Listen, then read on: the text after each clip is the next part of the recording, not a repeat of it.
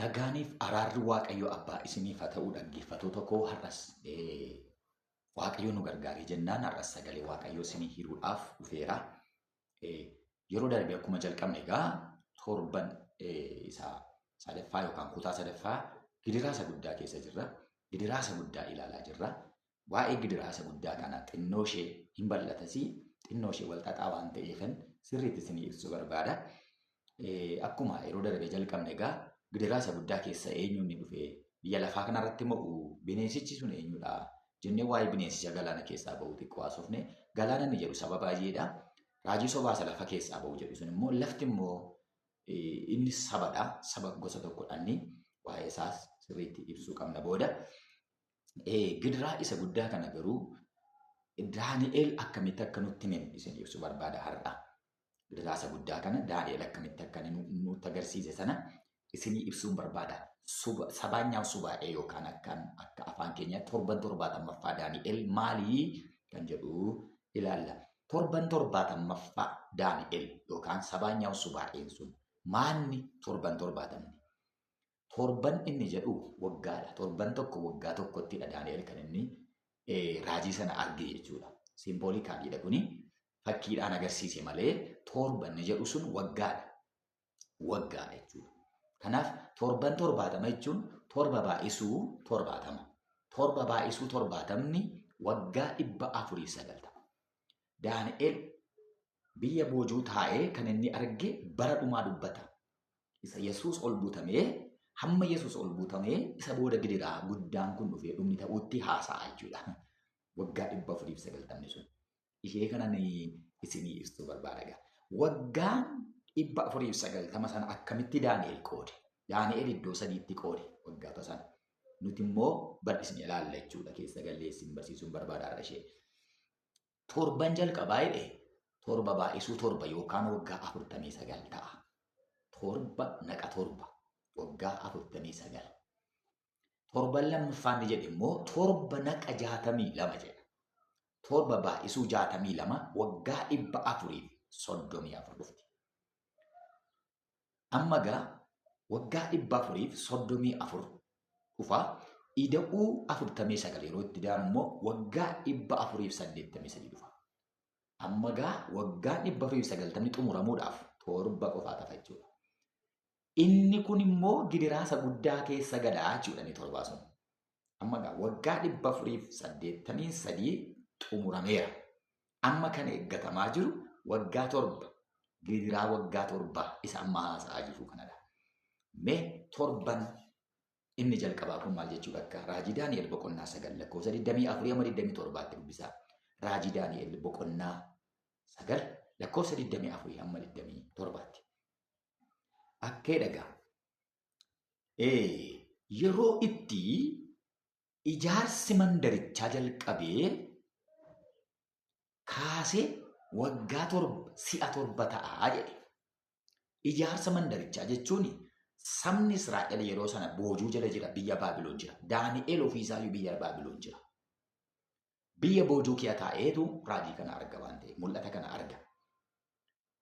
Mootichi akka manni qulqullummaa yookaan mandarri Yerusaalem deebitee ijaaramtu eeyyamee mootii yeroo sanaa Qiiros jedhama yookaan Siiriyaas jenna afaan Ingiliffaan.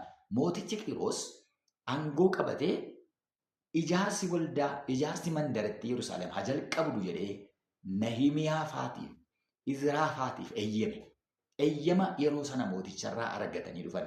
Isaayaas boqonnaa 45 Qiiros garbicha koo nan moosise jedhamti Waaqayyo. Qiiros koo mootii Waaqa hin beeknedha. Garuu Waaqayyo isatti fayyadamee akka inni eeyyamu godhee akka sabni sun dhaqee mandara Yerusaalem ishee gubatte ishee diigamte sana ijaaruudhaaf eeyyama kenne. Egaa torban inni 70 keessaati torba baay'isuun torba waggaan 49 yeroo mandarittiin deebitee ijaaramtudha. Waggaa 49 guutuu ijaaramtee lakki miti.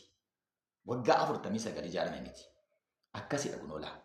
Nahimiyaan faa gaafa dhaqanii mul'ata kana fudhatanii saba Israa'elii wajjin jalqaban ijaarsa dallichaa ijaarsa Yerusaalemiin gaafa jalqaban akkuma isaan jalqabaniin diinonni irratti ka'an. Xoobiyaan faa, Sanbalat faa, Geershoonfaa nama qindeessanii moototatti gabaasa xalayaa barreessanii akka hojiin kun dhaabatuudhaaf si'a baay'ee mormaa turan. Sabni Israa'el takkan hojjeta, takka hin dhiisa. Takka immoo billaa harkatti qabatee dallaa ijaara. Sababiin isaa diinni dhufee nu dhaabsan hojii kana diiga jedhanii jechuudha. Diimoraalaayizii gochaa turanii Xoobiyaan fa'aa olaaltan jechuudha. Wangootu jissadhanii waan meeqatu jedhaniitu gidduutti dhaabaa ijaaraa hojjetame. Mootichi Qiiros gaafa aangoorraa bu'u immoo inni taanee dhufu mootii gara biraadha. Mootii Awwaasxiroosii fi mootichi Teetanaay warra jedhamanii isaan dallicha dhowwan hin ijaarinaa jedhanii dhowwan.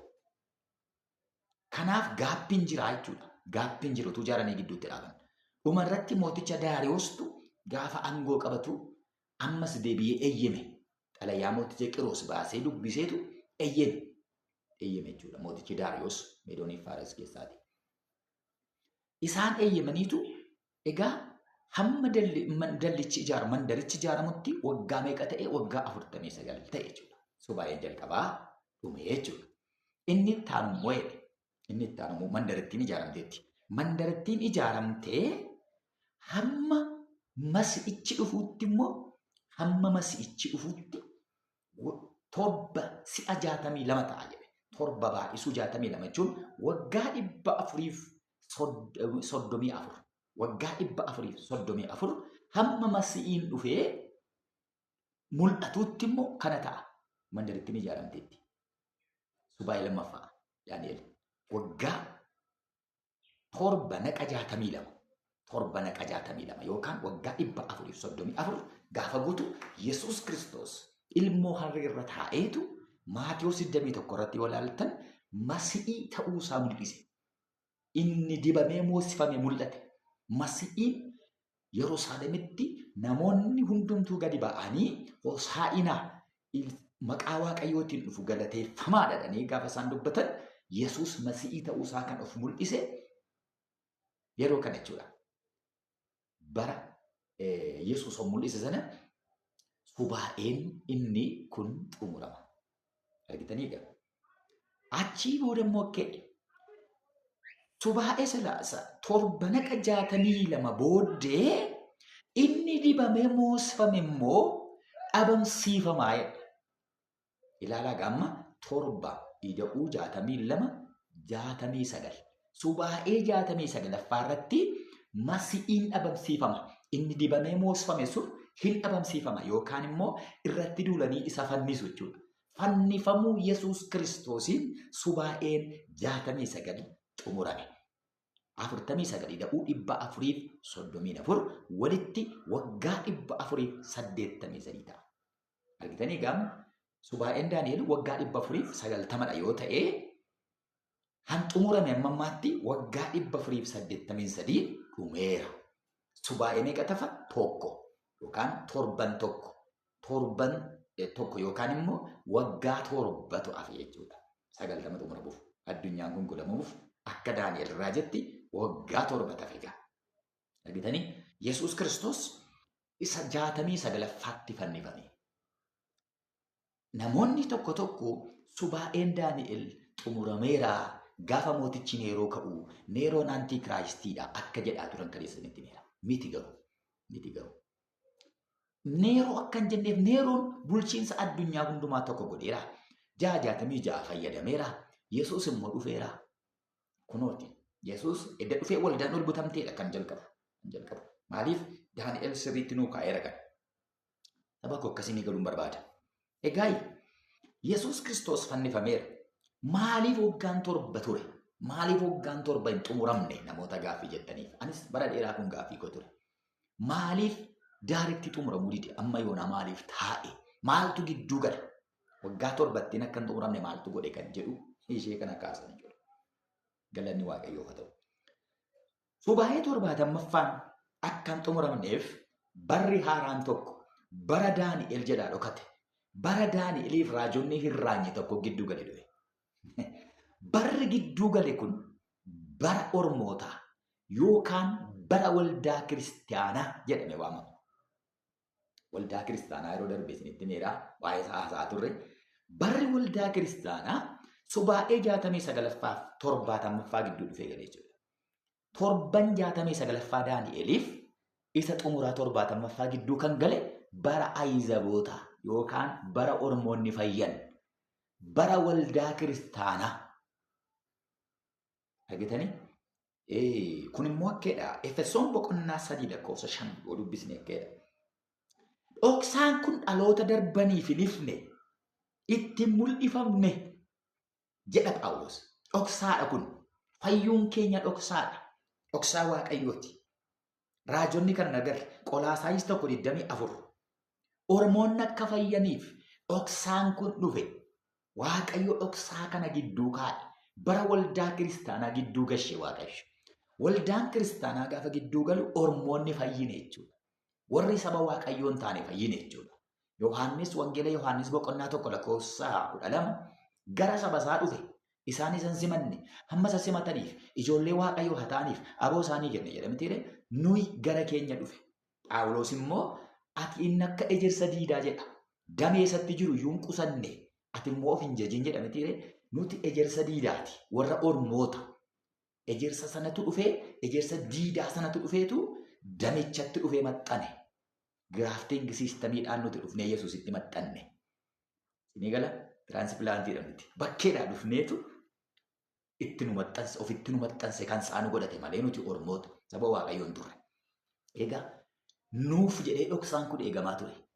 Subaa'ee Daani'el gidduu dhufee galee barri waldaa kiristaanaa.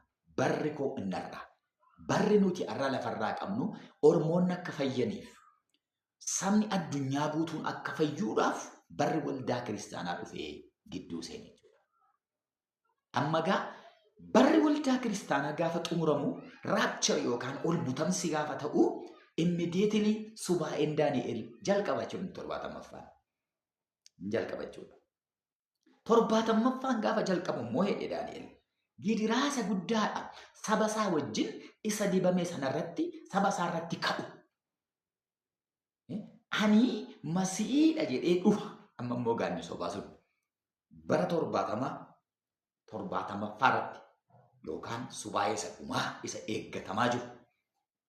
Isa waggaa 7 gidiraa waggaa 7 isa amma haasa'aa jirrutu jalqaba jechuudha. Egaa gidiraa waggaa 7 isa kana keessatti masihii sobaa sanatu bineensichatu dhufa jechuudha. Bineensichi galaana keessaa ba'uu fi bineensichi lafa keessaa ba'u gidiraa kana keessadha kan isaan dhufan. Ammarraatti Hiitleris miti, Neeros miti, Qeesaarotas miti. Ammarraatti kan hin dhufin jiru masi'iidha. Masi'ii sobaa, feek masi'ii. Biyya lafaa kana kontirool kan godhe bineensa lafa galaana keessaa galaanni saba baay'ee dheera. Galaana keessaa ba'ee dhufee biyya lafaa kana seerrata. Raajichi sobaas hin dhufa jechuudha yeroo sana. Inni immoo lafa keessaa ba'a. Lafti sun eessa ganaa laallagaasa. Mul'ata Yohaannis boqonnaa 13:4tti mormituun Kiristoos maal akka fakkaatu dubbata. Amma gaa waa'ee mormituu Kiristoos kaleessa waa'ee mataa 7 gaanfa 10 haasaan oole. Mataa 7 jechuun addunyaa keessaatii biyyoota addunyaa bitaa turan 7nidha. Akka Daani'el boqonnaa 17 irratti nutti mul'ata Yohaannis boqonnaa 17 irratti akka haasa'utti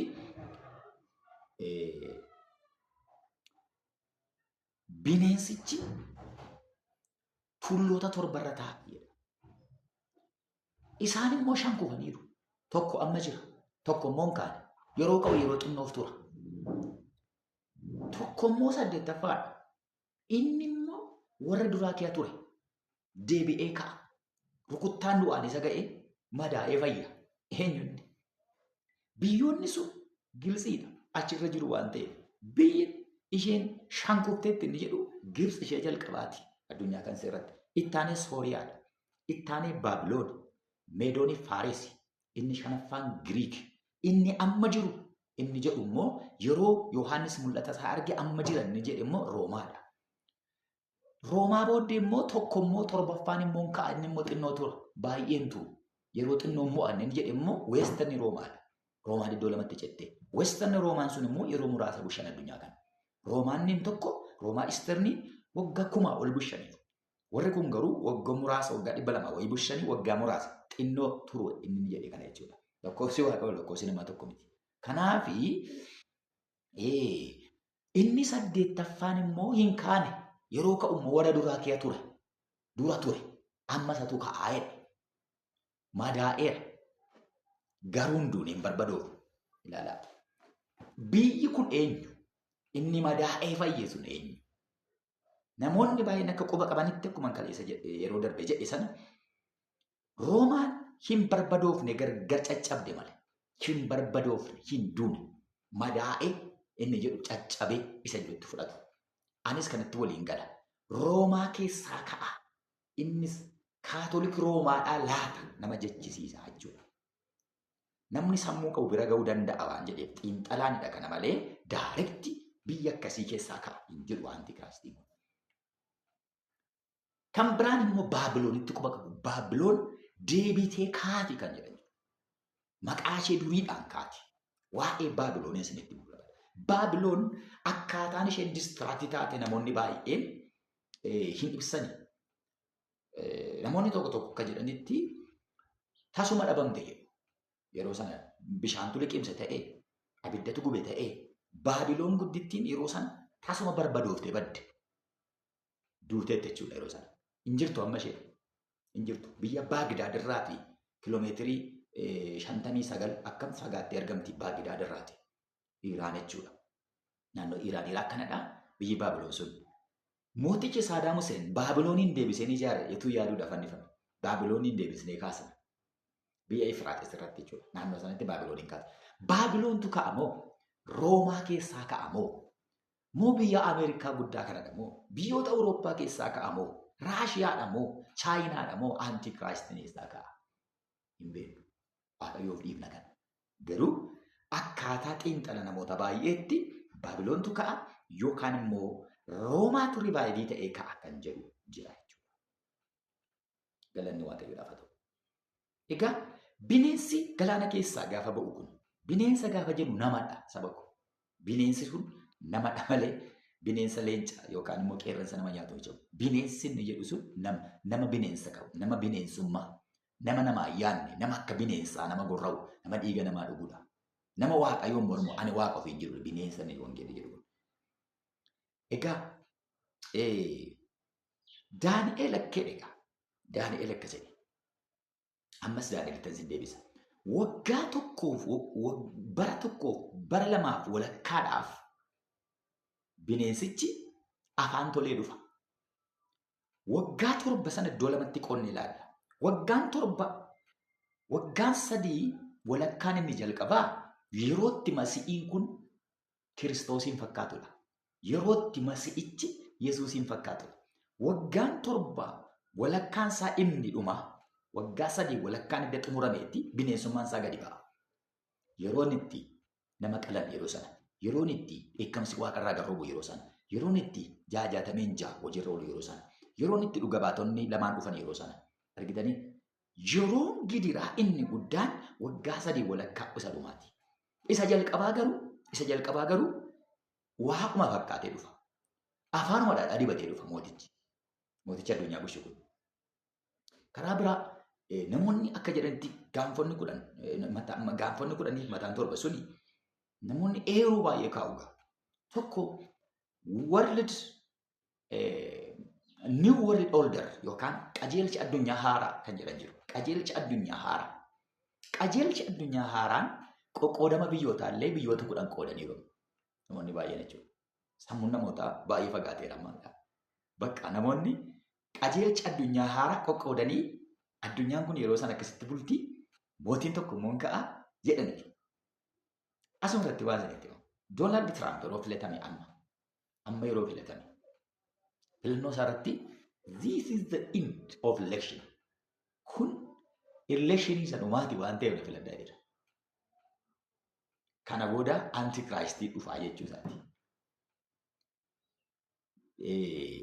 Eenyu akka ta'e hin beeku. Ammas namni tokkos gaazexeessaa I think namni tokkos duula filannoo isa dhumaa kanarratti hirmaannu jedha. Isa dhumaa jedhan isaaniif. Addunyaan akeekaa jira gara sanatti gaafa. Kaatolik Roomaa keessaa immoo Pooppii ta'ee namni Kaatolikiin bushu suura isaatu maxxanfama waldichatti. Boolla keetti suurri isaa qirziidhaan qaraxameetu ta'a. Pooppi Firaansis innammaa kun isa dhumaati jedhameera. Isa dhumaati. Boolla tokko duwwaa tafe. Boolla tokko duwwaatu jira. Iddoon ittaanee namni pooppii ta'ee bushisu. Bool'ichi kan eenyuti? Inni qophaa'ee taa'ee sun. Inni raajicha sobaa sana eegaa jira. Raajichi sobaa sun gaafa ka'u pooppii Roomaati kan jedhu karaa fida jechuudha. Isaan daayireektilii antikiraayistiin nu keessaa ka'a jedhanii yaadaa jiru jechuudha. Mana isaaniillee piraamiidiidhaan illuminaatiidhaaf akka ta'utti akkasittidhaan mana isaaniillee diizaayin godhanii qopheessaa jiru jechuudha. Raajicha sobaadhaaf. Sababiin isaa raajii sobaan sun antikiraayistii sana deeggaree sababichisiisa. Inni antikiraayistii deeggara waan ta'eef. Antikiraayistii sana deeggareetu saba wallaalchisa raajiin soba. Waa'ee isaa yeroo achi geenyu naasaa. Kanaaf waggaa 7 isa jalqabaa keessatti maaltu ta'a? Waggaa 7 isa jalqabaa keessatti maaltu ta'a? Inni tokkoffaan ilaga bifni isaa jedha mul'atee Yohaannis boqonnaa 10. Bifni isaa bifni bineensa galaana keessaa ba'u qeerransa fakkaata. Qeerransa fakkaata bifisa. Buburreedha. Qeerransa olaalta. Malkiin isaa namaan galu. Qabachuun dandeessamu culuqaadha. Qeerransi. Qeerransi dhiiga dhuga. Qeerransi bineensa keessaas dhiiga dhuguudhaan kan beekamudha. Baay'ee ariitii qaba. Dhiiga namaa dhuga. Sodaachisaadha. Nama mocoora. Buburreedha qeerransi. Buburree jechuun namaan galu. Qabachuun dandeessan immoo culuqa. Afaan isaa akka afaan leencaati.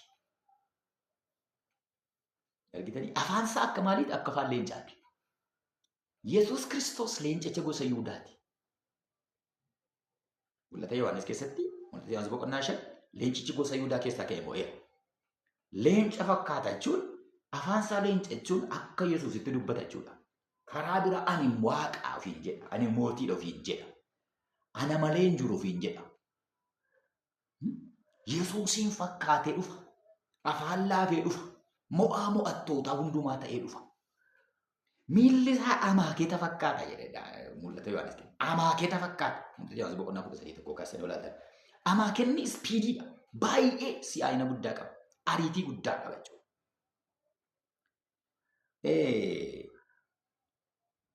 Bineensa akka jawwee sanarraati aboosaa yookaan humnasaa teessoosaa hundumaa fudhate. Bineensichi yookaan seexanni akkan kaleessa jedhee gad darbatameera. Biyyi lafa jira yeroo sana. Seexanni teessoosaa kennaaf, aboosaa kennaaf, humna isaa guutuu dabarsee bineensichatti kenna. Mootii isa ka'uuf ka'u kadhatti kenna jechuudha. Mootichi eenyu hin beeknu ganaa ka'a. Abalutti quba qabuu hin dandeenyu. Mootichi ganaa ka'a. Seexanni garuu mootichaaf aboosaa kenna. Humna isaa kenna, teessoo isaa kennaaf. Paawuriin isaa hundumtu namicharra jira paawuriin seexanaa hundumtu. Seexanni immoo wallaalchisaadha miti. Waggaa 9 isa jalqabaa kanatti wallaalchifatee dhufa. Akkuma isa duraa Qorontoos 11 kee jiru seexanni yoo wallaalchifatee ergamoota ifaa fakkaachuudhaaf hiyyaala wallaalchifateedha miti seexanni iyyuu. Kanaaf mootichi kun Yesuusiin fakkaatee dhufa. Masiihii fakkaatee dhufa.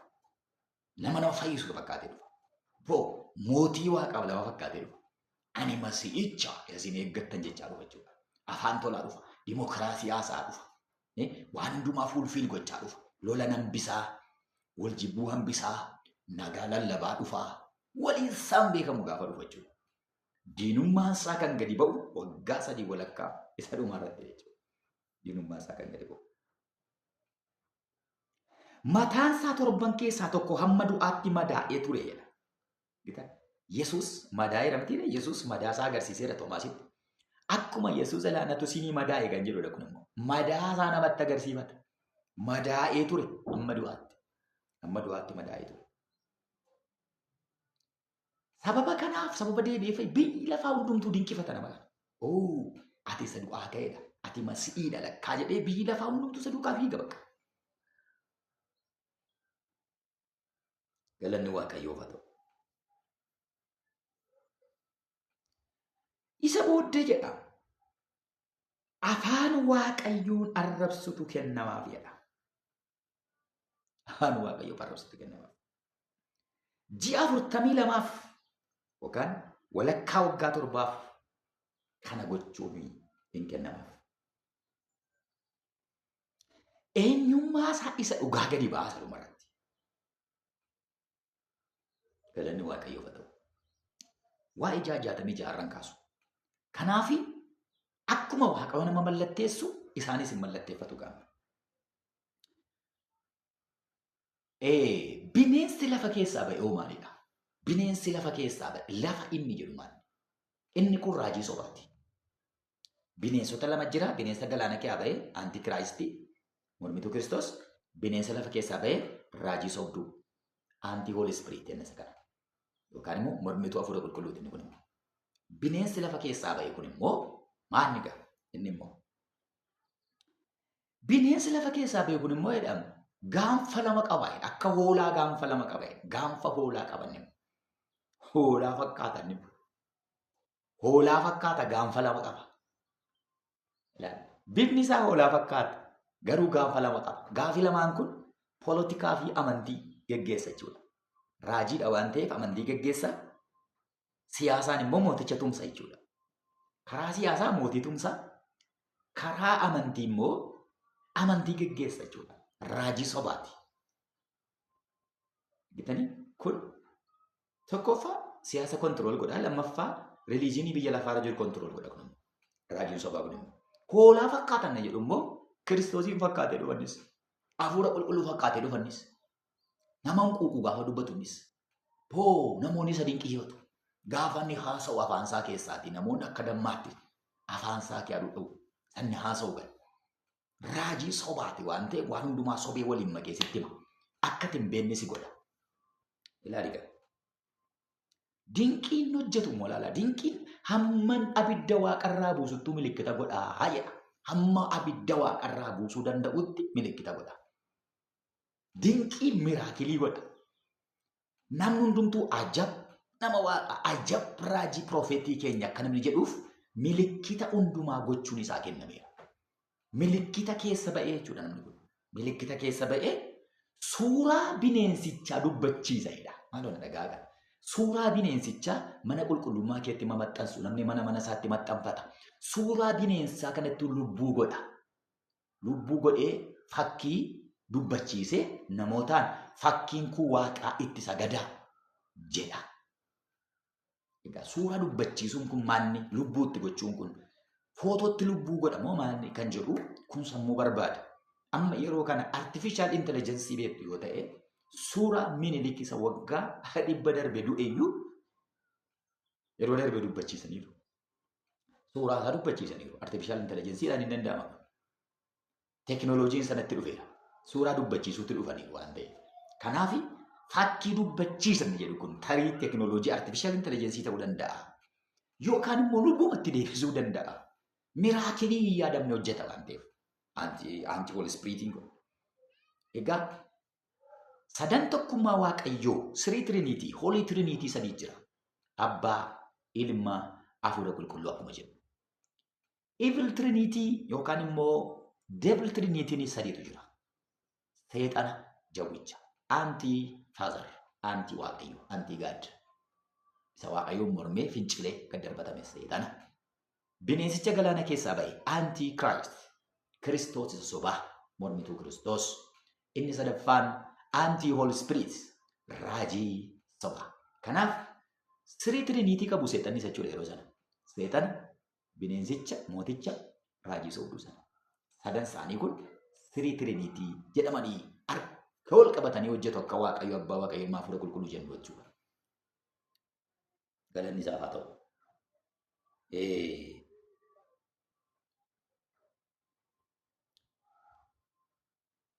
Bara gidiraa isa guddaa kana keessa isa jalqabaa waggaa 3 isa jalqabaa keessa wantoota kana ta'a jechuudha. Irratti hin beekamu. Israa'eliyyuu kan keenya jettee mana qulqullummaa ijaartee mana qulqullummaa sansiniin jedhe sana ijaaraniitu mootii kana simataniitu achi keessatti teessisu yookaan raajii sobduu kana fudhate simataniitu masii'iitu dhufe masii keenya dhufe raajii guddaatu nuu ka'ee jedhaniitu mana qulqullummaatti ol gashaniitu masii arganii jedhanii yeroo isaan itti caffaran yeroo sana jechuudha. Waggaa torba isa jalqaba gidiraasa guddaa keessa. Yeroo sana rakkinni tokko biyya lafaa irra hin jiru. Biyyi lafaa nama tokkoon bulti yeroo sana. Bineensichaan bulti. Biyyi lafaa amantii tokko bichaa qabdi. Raajii tokko bichaa qabdi. Raajiin sun raajii sobaati. Warri kun lamaan dhufanii seexanaa wajjin biyya lafaa kana bulchu jechuudha gidiraasa guddaa keessa. Kutaa itti aanu keessatti gidiraasa guddaa isa gara dhuma bara 3 walakkaa isa jedhe Daani'el Raajii. Maaltu ta'a achi keessatti gaa? Eekamsa gurguddaa ta'u sana. Mallattoo 66 sana. Dhuga baatotni lamaa dhufuu isaanii mallatteeffamuu warra wangeela lallaban Israa'el keessaa ka'anii hadoodummaa jalaa ba'uu Israa'el. Wantoota kana bal'ifnee kaafna. Waaqayyo gooftaan isin eebbisu eebbifamtaniittu. Shalom.